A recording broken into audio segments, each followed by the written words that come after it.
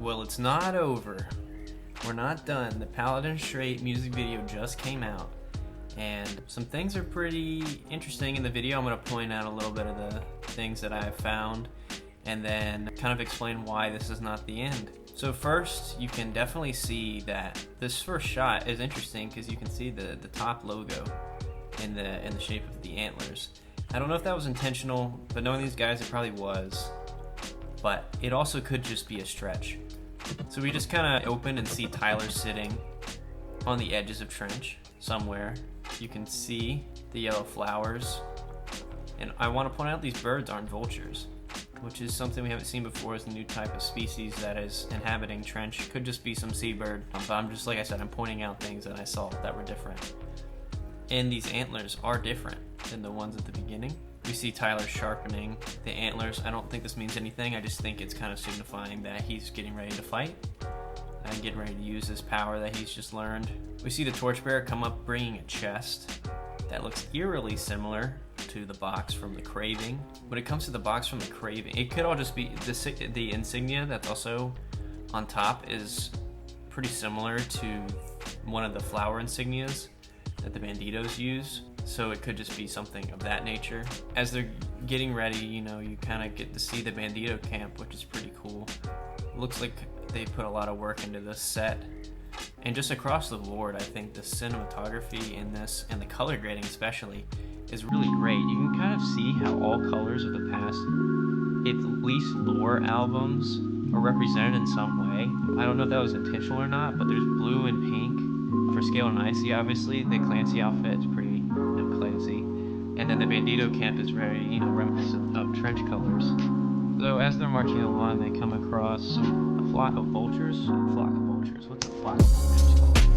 A group of vultures called a committee. A group of vultures is known as a committee, which that's an interesting little tidbit. Anyways, you can see that the bishops are seizing these vultures in a way to kind of spy on what the banditos are doing as they're coming towards the city. And in preparation for their arrival, they kind of use their powers of vialism to resurrect those that are dead in neon gravestones. I want to point out here, I think this was an accident, but I don't know. You can obviously tell that some of the characters are used twice, and that's just to fill out green screen. But we see this Clancy-like figure over here that doesn't have his mask on, and you can kind of see the shoulder of one right here. I'm not sure what that means. Maybe there's multiple Clancys. Also, there's one right here. I just saw another faced one. It doesn't look like Tyler in there, I don't think. Now, it could just be to fill out green screen, and we weren't supposed to see that, but maybe there are multiple Clancys, because when Clancy was seizing people in the Overcompensate video, it put on his appearance. So maybe the real Clancy isn't here actually, or at least they have different Clancys to be decoys, or it's just a technological error, which is probably more likely, but we'll see. You can see they use vialism to resurrect those that are dead in neon gravestones and have neon gravestones, and then they use the neon gravestone parts to fight the banditos, which is interesting because the idea of artificial and natural light fighting each other, which could have a lot of different metaphors and meanings, but true light versus artificial light, kind of see where it's going. So Clancy kind of leaves to go his own separate way to go fight the bishops himself. He finds this underpath to the main towers, starts climbing the tower like Spider-Man. You can also see that Dima probably got a little bit of an architecture grant because their buildings are looking a little different. They're looking a little nicer, a little bit newer, but still just as concrete as ever. So he reaches the top of the tower and he uses powers he's just learned to fight the bishops.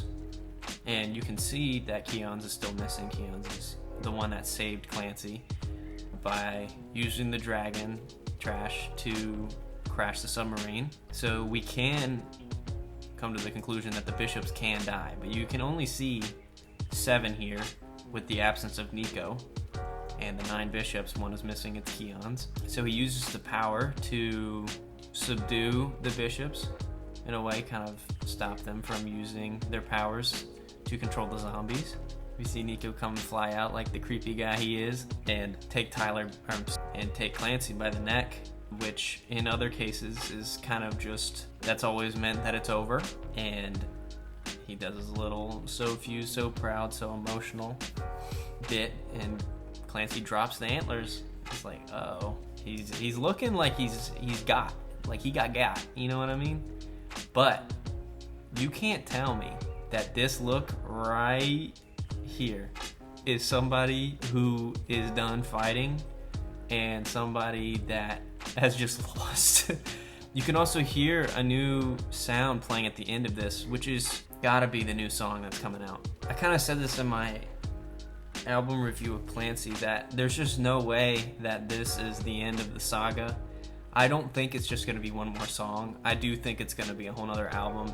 And the signs that we've seen in the digital remains up to this point, and the puzzles that it has shown, with the number 25 coming up quite often, it's got to mean that there's something else in store.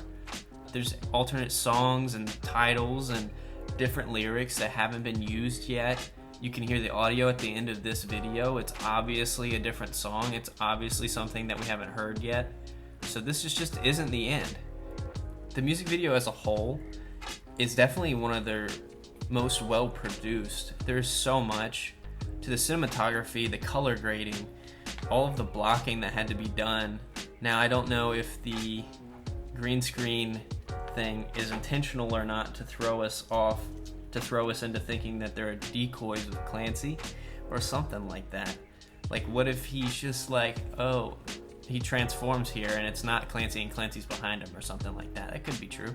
But you know, I expect something within the next few days to come about that points us to whatever is next. The Ultimatalist Capitalist has not been out yet. Whatever that is, it's coming, whether we want to or not. It's not the end.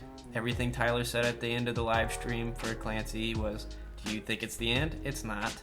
It's pretty much ending on a cliffhanger, and I wouldn't want to have it any other way. These guys, if they know how to do anything, it's how to engage their audience and provide quality content. So much lore has been built up to this that it's not going to end this way. Like, think about all the little aspects of the lore that would make you sound like an absolute weirdo if you just recited it all at once to somebody you didn't really know.